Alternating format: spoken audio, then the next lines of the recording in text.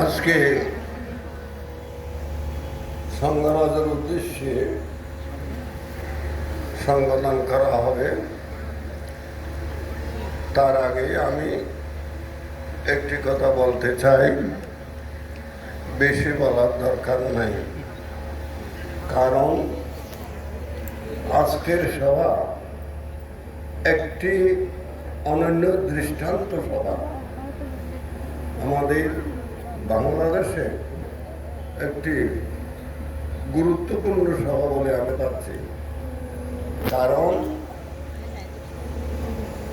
সকাল থেকে এই পর্যন্ত ভান্তের সংগ্রাম ভান্তের গুণকীর্তন করতে করতে করতে করতে আজ সারা দিনটা চলে গেল, এখনো গুণকীর্তন শেষ হবে না। তাহলে চিন্তা করে দেখুন কত যে গুণের অধিকারী, গুণের ভরে ভারী জ্ঞানশ্রী। বানতে গুণ আমরা দিনে রাতে বলতে গেলেও শেষ হবে না। যা হোক, ভান্তের পেটিকাবদ্ধ থেকে এই পর্যন্ত বিনাদুরিবাসী এবং বিনাদুরির সন্তানেরা, বিনাদুরির মানুষেরা, বিশেষভাবে শ্মশান বের দায়িকারা এত তো সহিষ্ণুতার গুণ, তাদের গুণের অন্ত নেই। ভান্তের পেটিকাবদ্ধ থেকে এই পর্যন্ত তারা যারা সেবক মান থেকে সেবা করেন, সাদা পোশাক বস্ত্র পরেন এবং সাধারণ মানুষরাও এবং ভিক্ষু সংঘরাও, ভান্তের শিষ্য সংঘরাও যেভাবে সেবা যত্ন করেছেন মান থেকে আমি দেখি অবাক হই।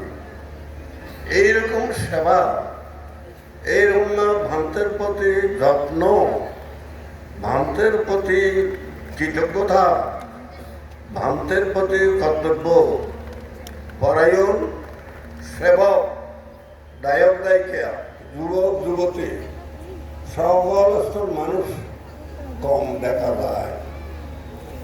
বাস্তবিক এখান থেকে ভান্তেকে দর্শন করে দর্শক মন্ডলী উকিয়া থেকে একদম মানে উত্তরোত্তর পর্যন্ত যারা দর্শন করতে এসেছেন, ভান্তেকে পূজা করতে এসেছেন, তারা পূজা করে আবার আমার এখানে পা তুলিতে যায়।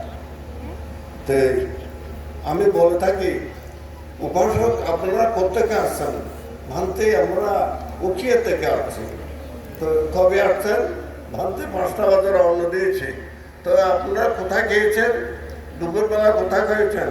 হোটেলে, শহরে? না, ভান্তে বিনাদুরিতে। এইভাবে কয়েক দফা মানুষের মুখে সুকীর্তির কথা শুনলাম।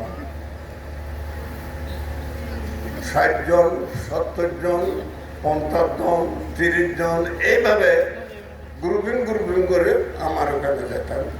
তাদের থেকে আমি জিজ্ঞাসা করতাম না। তাহলে দেখুন, আমি অবাক হয়ে গেছি। এই ভান্তের পেটিকাপত্র থেকে গতকাল পর্যন্ত আপনাদের জনগণকে সেবা করা, জনগণের প্রতি আপনাদের কৃতজ্ঞতা খুবই আনন্দদায়ক। এগুলি তো মানুষের কর্ম।